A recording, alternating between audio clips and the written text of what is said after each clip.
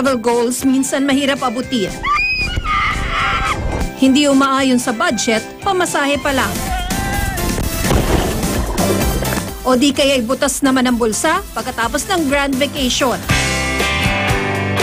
Pero si Stella Marie Encina, na-achieve ang kanyang travel goals without going broke sa pamamagitan niya ng 52-week money challenge. So basically, every week, nag-save ako ng exact amount of money. So minsan may increment ng 50s. For example, sa first week, 50 pesos. And then sa second week, 100 pesos. Tapos pataas siya ng pataas hanggang sa 52nd week of the year. 3 taon na niyang nagagawa ito at nakaipon ng halos kalahating milyong piso. Ito ang naging travel fund niya sa paglilibot sa Pilipinas, Cambodia, Japan, Taiwan, at Australia. Na-manage ng maayos yung pera, kaya mo na i-sustain kung ano yung mga gusto mong bilhin, kung ano yung mga lugar na gusto mong puntahan. So masarap siya sa feeling, it's very fulfilling.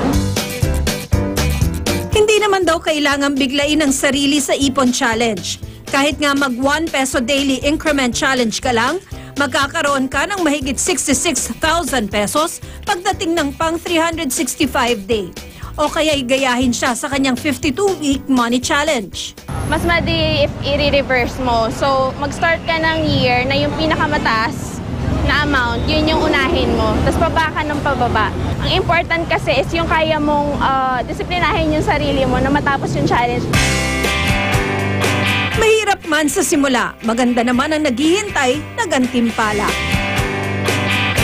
Tina Panganiban Perez, Nakatutok, 24 Oras.